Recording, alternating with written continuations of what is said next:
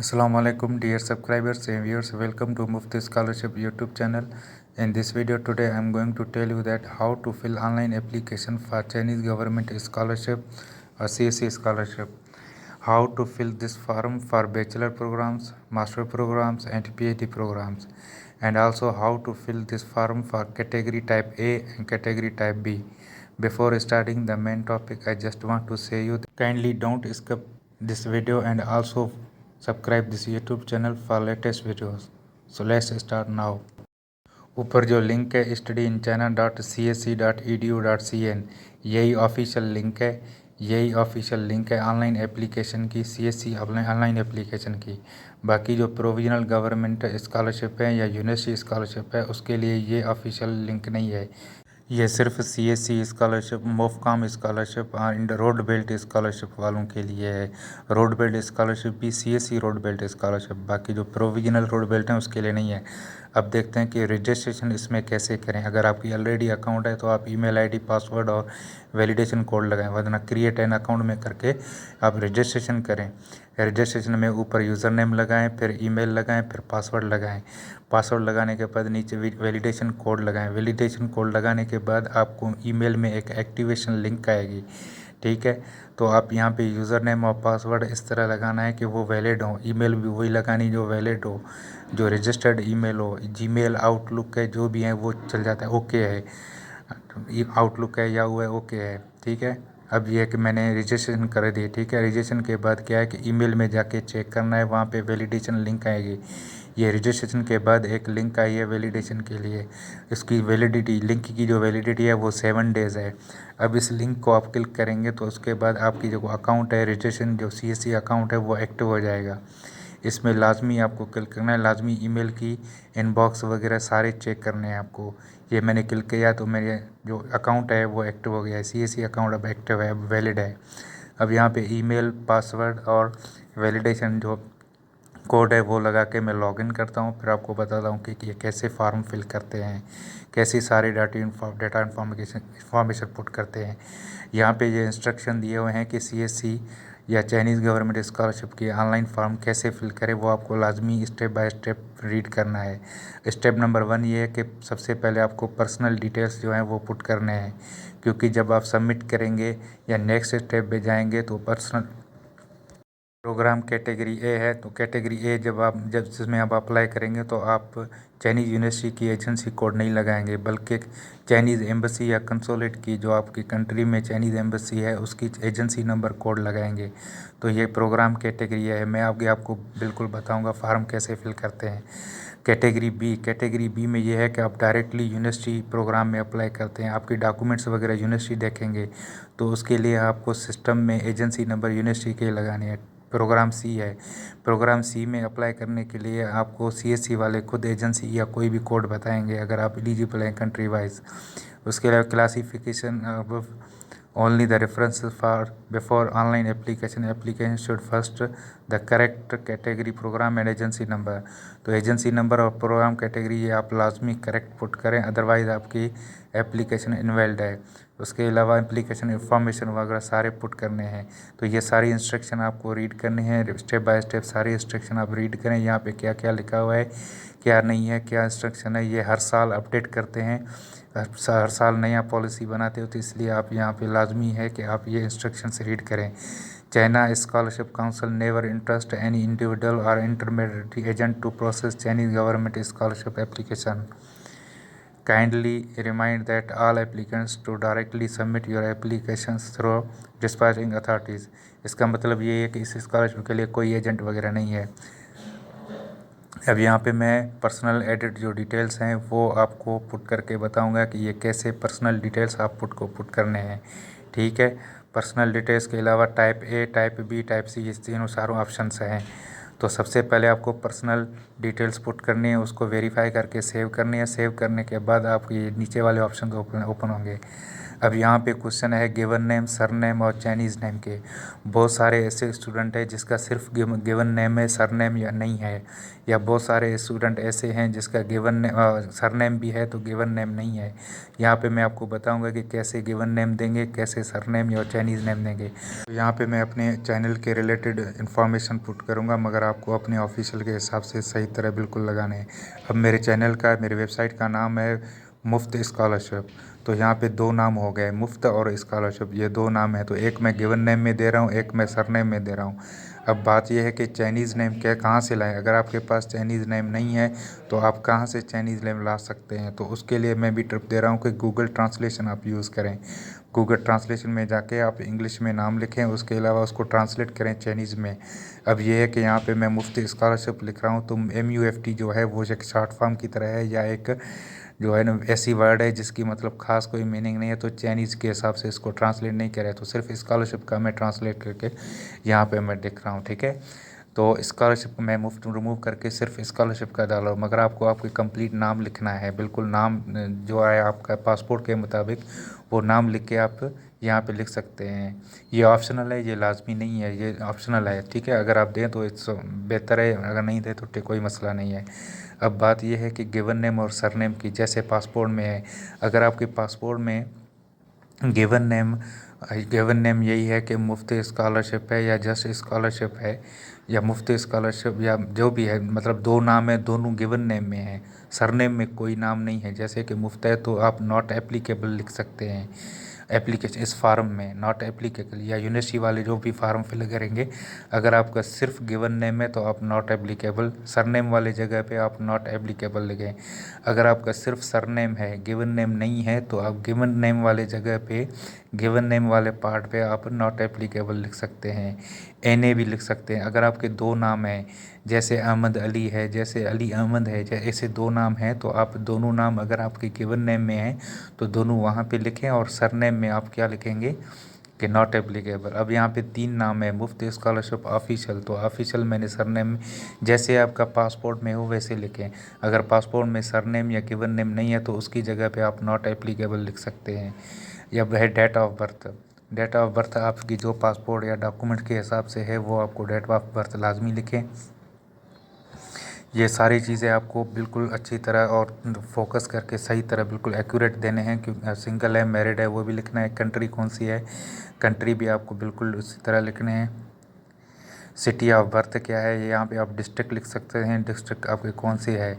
तो इस हिसाब से मैं इस्लामाबाद सिटी लिख रहा हूँ। अब किस किस डिस्ट्रिक्ट से हैं वो आपको लाजमी लिखना है। उसके अलावा रिलीजियस क्या है, तो रिलीजन आपको इस्लाम है, वो मेरी रिलीजन है वो इस्लाम है, तो मैं इस्लाम लिख रहा हूँ। कोई भी रिलीजन है आप वो लिख सकते हैं। नेशनलिटी क्या है, तो नेशनलिटी उस हिसाब से कंट्री की लिखनी है। नेटिव लैंग्वेज क्या है, तो हमारे उर्दू है, पाकिस्तान की नेटिव लैंग्वेज जो है उर्दू है, तो हम उर्दू लिख रहे हैं। पासपोर्ट नंबर आपकी बिल्कुल एक्यूरेट पासपोर्ट नंबर डालने हैं। यहाँ पे मैं सिर्फ ABC नंबर लिख रहा हूँ क्योंकि ये प्राइवेसी है, तो इस हिसाब से मैं ये आपको एग्जैक्ट समझाने के लिए सिर्फ ये लिख रहा हूँ। Date of expiration, date of expiration बिल्कुल आपको एक्यूरेट जो पासपोर्ट में है वैसे ही लिखना है। अब बात ये नीचे लिखा होता है, the passport information you have provided will be used for admission documents, visa application documents, please ensure the accuracy of the information. Once your application is proceed you will not be able to edit the passport information. तो इसका मतलब ये है कि जो भी आप ऊपर इन्फॉर्मेशन दे रहे हैं, आपके सिलेक्शन के बाद वीज़ा डॉक्यूमेंट्स, एडमिशन लेटर वगैरह जो भी होंगे वो पासपोर्ट के बेस पे होंगे, पासपोर्ट में जो नाम वगैरह उसके बेस पे, तो आप बिल्कुल एक्यूरेट लिखने हैं। इसका मतलब ये है कि पासपोर्ट लाजमी है, ज़रूरी है, मैंडेटरी है। मोबाइल नंबर वही लिखना है जो ऑन हो आपका मोबाइल नंबर, जिससे, और मोबाइल नंबर लिखने से पहले कंट्री का कोड लाजमी लिखना है। तो कंट्री कोड पाकिस्तान का है +92। तो यहाँ पे मैं अपने मुफ्त स्कॉलरशिप के जो व्हाट्सअप नंबर है वही लिख रहा हूँ, मोबाइल नंबर। WeChat ID भी वगैरह लाजमी लिखने हैं। अब नीचे क्या लिखा हुआ है कि इंटरव्यू ऑनलाइन वगैरह के लिए, इंटरव्यू लेने के लिए, वीडियो कॉल कॉन्फ्रेंस वगैरह के लिए WeChat ID और स्काइप नंबर दोनों लाजमी है। तो आप दोनों में से कोई एक दो, या WeChat ID दो या स्काइप दो। बेहतर ये है कि WeChat ID दें, क्योंकि चाइना में इस WeChat का एक ऑफिशियल मतलब ऐप है जिसके थ्रू ये कांटेक्ट कर सकते हैं। अब एड्रेस क्या है, एड्रेस आपको लाजमी कंप्लीट एड्रेस से आप जो एड्रेस देंगे वो बिल्कुल कंप्लीट एड्रेस देने हैं जहाँ पे आप रह रहे हैं करंटली। अगर आपको यकीन है कि आप 1 ईयर तक यहाँ होंगे, 2 ईयर तक इधर इस जिस सिटी में रह रहे हैं वहाँ होंगे, तो आप उसी का एड्रेस दे सकते हैं, करंट एड्रेस। वरना आप अब रूरल एरिया में हैं, कहीं के भी हैं, जहाँ भी आपका घर है तो उसका एड्रेस दें, वो कैसे दें ताकि वहाँ तक डॉक्यूमेंट पहुँच सकें। क्योंकि ये एडमिशन लेटर और वीज़ा फार्म वगैरह जो होते हैं ना, वो कोरियर के थ्रू भेजते हैं। तो कोरियर के through visa letter, admission letter वगैरह फार्म भेजने के लिए आपको एक्यूरेट डेट लिखनी है, पीओ बॉक्स के साथ, पीओ बॉक्स नंबर वगैरह जो भी हैं उनके साथ। और आपका ये जो एड्रेस है, ये डॉक्यूमेंट्स के में भी वीज़ा फार्म वगैरह जो भी हैं, एडमिशन लेटर हैं, उसमें भी ये एड्रेस मेंशन करेंगे डॉक्यूमेंट्स भेजने के लिए। तो ये सारी एक्यूरेसी आपको बिल्कुल एक्यूरेट लिखनी है। यहाँ पे कोई जुगाड़ वुगाड़ वाला काम नहीं करना। अगर आपको पोस्टल कोड वगैरह याद नहीं है तो आप गूगल में पोस्टल कोड या गूगल में जो भी पोस्ट कोड है वो आप लिख के फाइंड कर सकते हैं। बाकी अगर आप रूरल एरिया में रह रहे हैं, आपके रिलेटिव वगैरह कोई भी सिटी में रह रहा है, तो वो आप उसकी इन्फॉर्मेशन भी दे सकते हैं। अब इमरजेंसी कॉन्टैक्ट नंबर क्या है, तो इमरजेंसी कॉन्टैक्ट नंबर आपको बैकअप में जो आपके कंट्री में कोई रिलेटिव है, फादर है, ब्रदर है, उसकी भी दे सकते हैं ताकि इमरजेंसी के टाइम उससे रब्ता कर सके। अगर आपका कोई दोस्त वगैरह चाइना में है या किसी भी सिटी में है, किसी दूसरे मुल्क में है, तो उसका भी दे सकते हैं। मगर बेहतर ये है कि आपके पीछे पीछे जो रिलेटिव है, मतलब ब्रदर है, फादर है या मदर है या सिस्टर है, किसी भी, उसकी इन्फॉर्मेशन आप दे सकते हैं। उसकी भी आप डिटेल्स कंप्लीट लिखें। ये सारी इन्फॉर्मेशन आपको कंप्लीट देने हैं ताकि आपका फार्म जो है, जो एप्लीकेशन है, वो एक वैलिड हो, एक खूबसूरत लगे, एक उसमें सारी इन्फॉर्मेशन डिटेल्स हो, तो ये बेहतर है। इसकी ईमेल आईडी वगैरह आपको सारे लिखने हैं और कंप्लीट एड्रेस उसके भी लिखने हैं। अगर आप फॉर एग्ज़ाम्पल अगर आपको डॉक्यूमेंट्स रिसीव ना हो तो ये बंदा भी डॉक्यूमेंट्स रिसीव कर सके। तो ऐसे सारे मामलों के लिए आपको ये सारी डिटेल्स जो हैं अच्छी तरह बिल्कुल कंप्लीट और एक्यूरेसी और बिल्कुल ध्यान से, बिल्कुल फोकस के साथ ये आपको कंप्लीट करने हैं ये सारे पोर्शन। क्योंकि दोबारा ये आप एडिट नहीं कर सकते। अगर आपने फार्म सबमिट कर दिया है तो दोबारा ये पार्ट आप एडिट नहीं कर सकते। इसलिए आपको ये बिल्कुल एक्यूरेट और सोच समझ के लिखना है। और मैं आपको एडवाइस दूं कि आप मॉर्निंग के टाइम पे या लेट लेट नाइट जो टाइम है उस टाइम पे आप ये फार्म रजिस्ट्रेशन करें और फिल करें। क्योंकि उस टाइम नेटवर्क वगैरह सही होते हैं और फार्म में बर्डन वगैरह भी नहीं होता। तो सारी जो चीज़ें हैं वो टाइमली सेव भी हो जाते हैं। और हर पोर्शन को जब आप फिल करेंगे, सारे जो पार्ट हैं, जो पोर्शन है आप फिल करेंगे, तो नीचे वेरीफाई और सेव का बटन है, तो इसको भी आप लाजमी क्लिक करें। अब यहाँ पे है हायर एजुकेशन या हाईएस्ट एजुकेशन या करंट एजुकेशन। तो अभी जो आपने लेटेस्ट डिग्री या एजुकेशन कंप्लीट किया है तो उसकी आपको डिटेल्स देने हैं। उसके नीचे है अदर एजुकेशन सर्टिफिकेट्स, तो उसके बाद जो प्रीवियस एजुकेशन वगैरह उसकी देनी है। अब यहाँ पे मैं आपको बताऊंगा जिसको जो बैचलर स्कॉलरशिप के लिए अप्लाई करते हैं तो वो हायर एजुकेशन, वो हाई स्कूल की यानी इंटरमीडिएट और एफएससी है या ए लेवल ओ लेवल, ये सारे जो डिटेल्स हैं। तो सबसे पहले अगर आप बैचलर स्कॉलरशिप के लिए जो कैंडिडेट्स अप्लाई करेंगे तो वो अपने एफएससी एफए या इंटरमीडिएट की जो डिटेल्स है वो यहाँ पे लिखेंगे। तो सीनियर हाई स्कूल वो चूज़ करेंगे। सीनियर हाई स्कूल को चूज़ करके उसके बाद आपको फील्ड ऑफ स्टडी जो प्री इंजीनियरिंग है, मेडिकल है या आर्ट है या जो भी है आपने जिसमें भी मेडिकल इंटरमीडिएट किया है वो आप फील्ड ऑफ स्ट्रीम लिखें। उसके अलावा कंट्री आपको चूज़ करना है। कंट्री के बाद institute name, field of study में इधर प्री इंजीनियरिंग लिख रहा हूँ और कंट्री ऑफ द इंस्टीट्यूट है पाकिस्तान। उसके अलावा इंस्टीट्यूट नेम में यहाँ पे जनरली कवर लिख रहा हूँ डिग्री कॉलेज। मगर आपकी जो भी कॉलेज वगैरह का नाम है वो आप यहाँ पे कंप्लीट लिखें, जैसे कि आप जैसे भी आपके सर्टिफिकेट में वैसे लिखें। तो सीनियर हाई स्कूल चूज़ करें इंटरमीडिएट वाले। क्वालिफ़िकेशन बीए बीएससी लिखा हुआ है तो इधर आप एफएससी एफए ए लेवल ओ लेवल जो भी है, जो भी आर्ट में है, साइंस में है, मेडिकल में है, उस हिसाब से आपने जो भी डिग्री किया तो वो आप यहाँ पे लिख सकते हैं। तो उसकी जो ईयर्स ऑफ जो भी इंटरमीडिएट में हिसाब से हर कंट्री पे डिपेंड है, कंट्री पे कोई और नाम है, डिफरेंट नाम से हैं। तो इस हिसाब से आप अपने कंट्री के बेस पे लिखें। अब अगर कोई मास्टर के लिए अप्लाई कर रहा है तो वो यहाँ पे बैचलर की डिग्री की डिटेल्स लिखेंगे, सिर्फ बैचलर की, या इंटरमीडिएट की नीचे अदर सर्टिफिकेट वगैरह में इंटरमीडिएट की दे सकते हैं।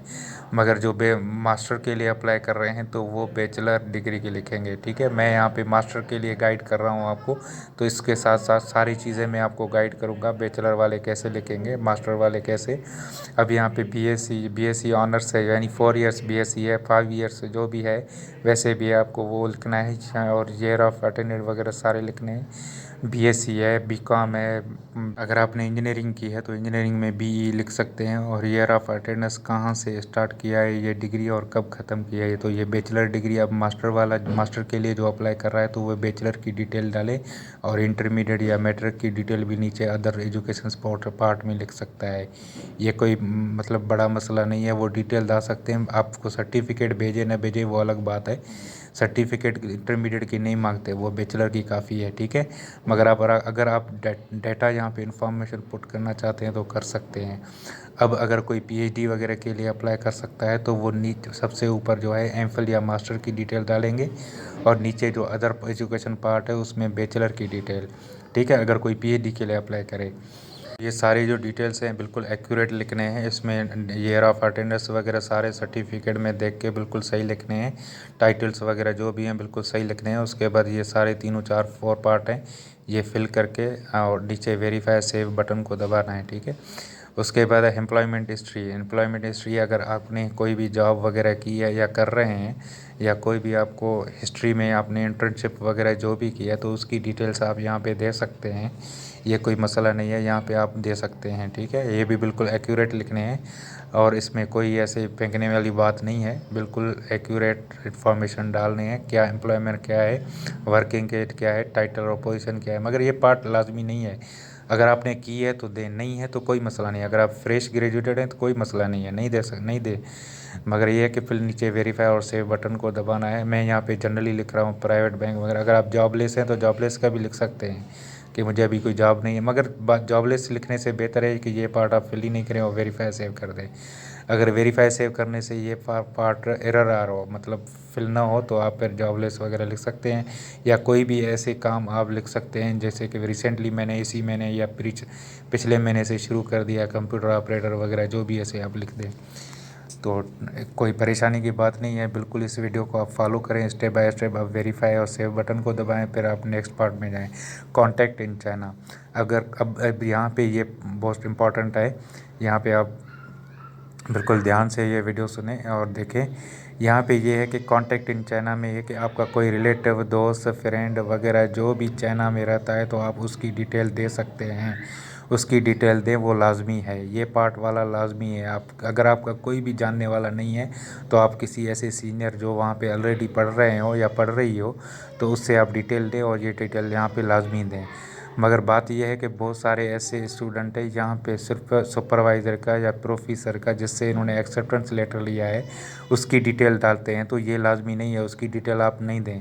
यहाँ पे कॉन्टैक्ट इन चाइना का मतलब यह है कि आपके साथ कौन है, किससे का मतलब कांटेक्ट करें। या आप यहाँ पे सीएससी की डिटेल दे सकते हैं, प्रोफेसर की डिटेल आप दे न दे तो बेहतर है, मगर सीएससी की, क्योंकि यहाँ पे है नेम ऑफ़ कांटेक्ट पर्सन और ऑर्गेनाइजेशन इन चाइना। तो चाइना में कोई ऑर्गेनाइजेशन वगैरह, तो मैंने जब 2016 में अप्लाई किया तो यहाँ इस पार्ट में मैंने सीएससी की डिटेल डाली। अब यह है कि फैमिली मेम्बर्स, अगर आप लड़की हैं और आपके मतलब मैरिड हैं तो आप अपने स्पाउस वाली जगह पे हस्बैंड की डिटेल डालें। हस्बैंड का नाम क्या है, अगर आप मेल स्टूडेंट हैं और आप मैरिड हैं तो आप अपनी वाइफ की डिटेल्स यहाँ पे डालेंगे। ठीक है, यहाँ पे मैं जनरली ऐसे ABC वगैरह लिख रहा हूँ, ये ऐसे ही आपको इन्फॉर्मेशन या समझाने के लिए, मगर आपको ये एक्यूरेट लिखने हैं। स्पाउस नेम है, फादर नेम है, मदर नेम है, वो की ऑक्यूपेशन क्या है, एज क्या है, ये बिल्कुल आपको एक्यूरेट लिखने हैं। क्योंकि जब आप दोबारा वीज़ा के लिए अप्लाई करेंगे तो उसमें भी ये सारे डिटेल्स आप पुट करेंगे, तो यहाँ पे भी आप एक्यूरेट लिखें, ताकि जब वीज़ा एप्लीकेशन के लिए, वीज़ा फॉर्म के लिए अप्लाई करेंगे, वीज़ा के लिए अप्लाई करेंगे तो वो और ये डिटेल दोनों मैच हो, क्योंकि इनके पास हर चीज़ ऑनलाइन है। आपके पासपोर्ट नंबर लगेंगे तो सारी डिटेल्स ऑनलाइन आ जाएगी वेरिफिकेशन के लिए। तो ये आप सारे एक्यूरेट डिटेल दें, और ये बात एक्यूरेट डिटेल दें और वेरीफाई सेव को बटन को दबा दें। ठीक है, ये बिल्कुल एक्यूरेट दें क्योंकि ये दोबारा ये आप एडिट नहीं कर सकते। और दूसरी बात ये है कि ये सारी डिटेल्स पुट करके फिर वेरीफाई और सेव को बटन दबाना है। दबाने के बाद आप क्या करेंगे कि आगे नेक्स्ट जो पार्ट आएगा वो आएगा कि कैटेगरी, कौन सी कैटेगरी में आप अप्लाई करना है। और ये पर्सनल इन्फॉर्मेशन है, ये एक बार आपने अगर फॉर्म सबमिट कर दी तो दोबारा एडिट नहीं कर सकते। जब विथड्रा करेंगे तो वो ये वाला पार्ट एडिट नहीं होगा। ठीक है, ये आपको ख्याल करें, ये याद रखें कि दोबारा अब ये नीचे पोर्शन है type A, type B, type C. तो मैं सबसे पहले आपको टाइप ए की गाइड करूंगा कि टाइप ए के लिए कैसे अप्लाई करना है, फिर मैं आपको बताऊंगा आगे कि टाइप बी के लिए कैसे अप्लाई करना है। तो आप ये वीडियो में बिल्कुल स्किप नहीं करनी, 1 मिनट के लिए भी स्किप नहीं करनी। अगर आप स्किप करेंगे तो शायद कोई ऐसी इन्फॉर्मेशन है जो आपके साथ मिस हो जाए। तो अभी मैं आपको बताऊँगा कि टाइप ए स्कॉलरशिप के लिए कैसे अप्लाई करें। तो टाइप ए मतलब जो चाइनीज़ एम्बेसी के थ्रू अप्लाई करना चाहता है। ठीक है, यहाँ पे है अब एजेंसी नंबर। तो यहाँ पे एजेंसी नंबर हम क्या है कि टाइप ए कैटेगरी जो है ना वो हम एम्बेसी के थ्रू, चाइनीज़ एम्बेसी या कंसोलेट के थ्रू अप्लाई कर सकते हैं। अब चाइनीज़ एम्बेसी इन पाकिस्तान के एजेंसी नंबर कैसे ढूंढूँ, या in Pakistan, in India, in Bangladesh, in Yemen, तो हर कंट्री की जो agency code of Chinese embassy है वो डिफरेंट है। ठीक है, अब ये कैटेगरी ए में यानी बायलेटरल प्रोग्राम, जो बायलेटरल प्रोग्राम है जो एम्बेसी के थ्रू, हैक के थ्रू है, उसकी एजेंसी नंबर हमें यहाँ पे पुट करनी है तो ऑटोमेटिकली वो नाम आ जाएगा। ठीक है, अब यहाँ पे मैंने गूगल में एजेंसी नंबर सर्च किया है तो अब ये है कि पाकिस्तान में जो चाइनीज़ एम्बेसी है या कंसोलेट है उसकी जो एजेंसी नंबर कोड है वो ऊपर, ये ऊपर सबसे ऊपर मैंने ऊपर लिखा हुआ है एजेंसी नंबर इज़ 5861। अब ये क्या है कि यहाँ से कॉपी करके वहाँ पे जो फार्म वाला पार्ट है एजेंसी नंबर वहाँ पे आप पेस्ट कर दें। तो पेस्ट करने के बाद चाइनीज़ एम्बेसी इन पाकिस्तान का नाम ऑटोमेटिकली आ जाएगा। ठीक है, ये ऑटोमेटिक है। अगर आप ये एजेंसी नंबर रॉन्ग लगाएंगे तो ये नाम नहीं आएंगे, या ये आप सोच समझ के लगाना है। उसके अलावा है चाइनीज़ प्रोफिशेंसी, अगर आपके पास HSK वगैरह है तो आप यस कर दें, अगर नो है तो नो कर दें। इंग्लिश प्रोफिशेंसी सर्टिफिकेट, अब यहाँ पे है कि अगर आपके पास आइलेट्स वगैरह या कोई भी इंग्लिश लैंग्वेज सर्टिफिकेट है तो आप यस कर दें। अगर आपके पास आपने प्रीवियस यूनिवर्सिटी से या इंस्टीट्यूट से इंग्लिश प्रोफिशेंसी सर्टिफिकेट लिया है तो आप नो कर दें, क्योंकि अगर यस करने के बाद यहाँ को आपको डिटेल्स लाजमी लगाने हैं। ठीक है, अब यहाँ पे मैं आप अप्लाई एज, आप मास्टर के लिए अप्लाई कर रहे हैं, PhD के लिए अप्लाई कर रहे हैं, बैचलर के लिए, वो आप चूज़ करना है। Preferred language English. अब यहाँ पे आपको 3 यूनिवर्सिटीज़ चूज़ करने हैं और मेजर वगैरह सारे हैं।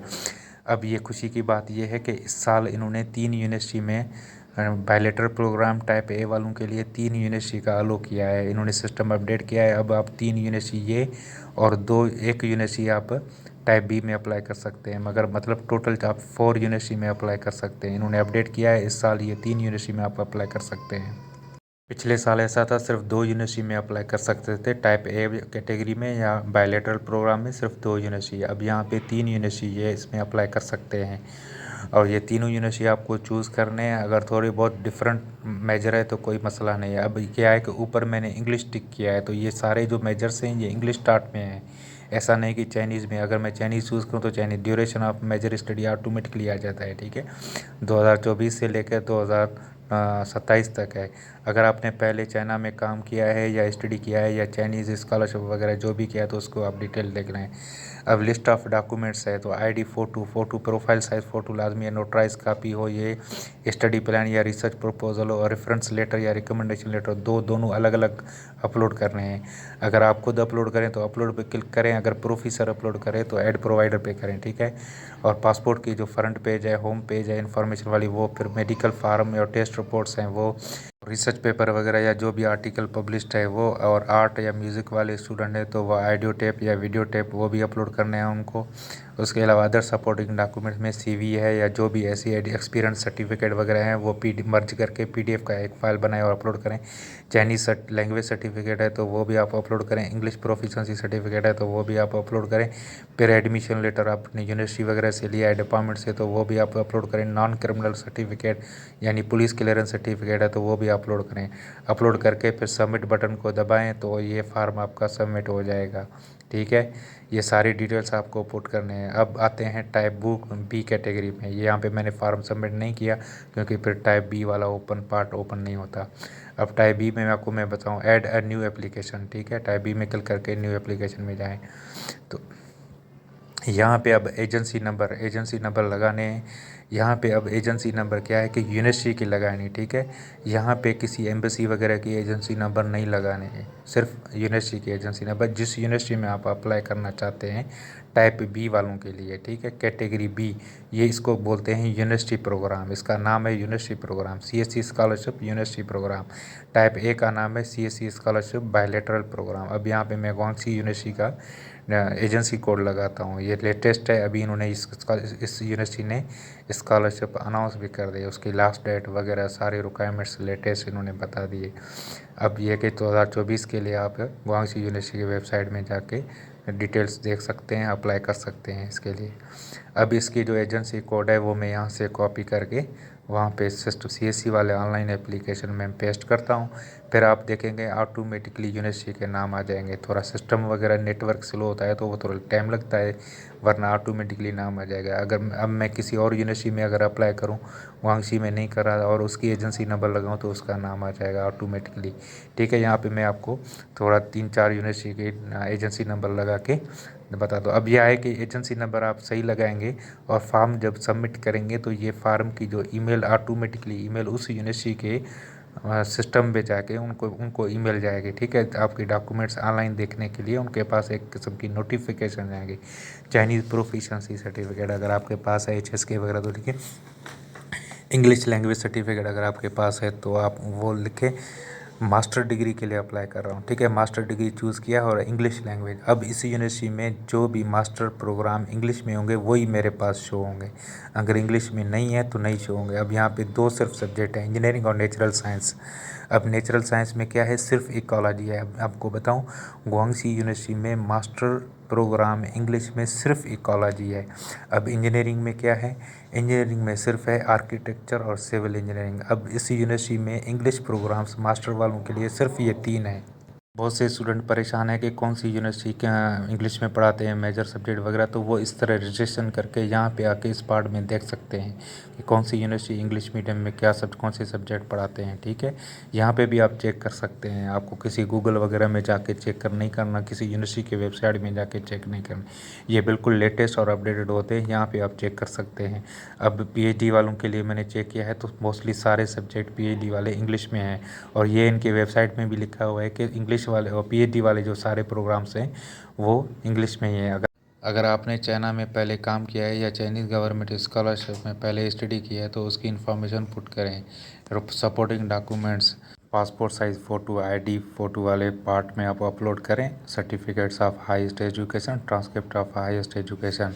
अब जो बैचलर प्रोग्राम या स्कॉलरशिप के लिए अप्लाई कर रहे हैं तो वो मैट्रिक और इंटरमीडिएट की जो पक्का सर्टिफिकेट या पास सर्टिफिकेट है वो मर्ज करके एक PDF फाइल बनाएं और वो सर्टिफिकेट्स ऑफ हाईएस्ट एजुकेशन वाली जगह पे अपलोड करें। ट्रांसक्रिप्ट ऑफ हाईएस्ट एजुकेशन, अब ये जो सब सर्टिफिकेट है, मार्कशीट वगैरह हैं, उनके मर्ज करके एक PDF फाइल बनाएं और वो आप अपलोड करें। अब कोई अगर मास्टर के लिए अप्लाई कर रहा है तो वो सिर्फ बैचलर की डिग्री या पास सर्टिफिकेट या होप सर्टिफिकेट वो नोटराइज कापी हो उसको नंबर 2 में अपलोड करें, और नंबर 3 में जो बैचलर की ट्रांसक्रिप्ट है वो अपलोड करें, नोटराइज कापी हो, याद करें। अब अगर कोई PhD के लिए अप्लाई कर रहा है तो वो मास्टर और बैचलर दोनों के मर्ज करके अपलोड करें। स्टडी प्लान या रिसर्च प्रपोजल है, फिर रेफरेंस लेटर रिकमेंडेशन 1 या रिकमेंडेशन 2, रेफरेंस लेटर 1 और 2 ये अपलोड करने हैं। पासपोर्ट होम पेज ये है, फिज़िकल रिकॉर्ड फार्म या मेडिकल फार्म है, पब्लिश्ड पेपर और आर्ट वगैरह हैं, ये सारे सपोर्टिंग डॉक्यूमेंट्स हैं, अपलोड करने हैं। अदर सपोर्टिंग डॉक्यूमेंट्स से आपको CV, एक्सपीरियंस सर्टिफिकेट वगैरह जो भी है वो अपलोड करें। चाइनीज़ लैंग्वेज सर्टिफिकेट HSK वगैरह है तो ठीक है, इंग्लिश लैंग्वेज सर्टिफिकेट जो प्रोफिशेंसी है वो अपलोड करें। फिर एडमिशन लेटर अगर आपने डिपार्टमेंट वगैरह से लिया है यूनिवर्सिटी से तो वो अपलोड करें। ये बायलैटरल प्रोग्राम टाइप A के लिए फिर एडमिशन लेटर मैंडेटरी है। नॉन क्रिमिनल रिकॉर्ड सर्टिफिकेट, अगर आपने पुलिस क्लियरेंस सर्टिफिकेट है तो वो आप अपलोड करें। अगर वो सर्टिफिकेट आपके पास नहीं है तो फिर आप एक कमिटमेंट करें, एक फार्म जो यूनिवर्सिटी के वेबसाइट में आपको मिलेगा वहाँ से वो फार्म डाउनलोड करके उसमें कमिटमेंट करें कि आपको क्यों नॉन क्रिमिनल सर्टिफिकेट या पुलिस क्लियरेंस सर्टिफिकेट आपने नहीं ले सका या नहीं मिला, तो वो आप फार्म फिल करके वो भी सबमिट कर सकते हैं। फिर आप यहाँ पे सारी डाटा अपलोड करके सबमिट कर दें। फिर ये फार्म डाउनलोड करें और सेव करें अपने पास, जो कुछ यूनिवर्सिटी अपलोड के लिए मांगते हो तो वहाँ पे अपलोड करें। Thank you very much for watching.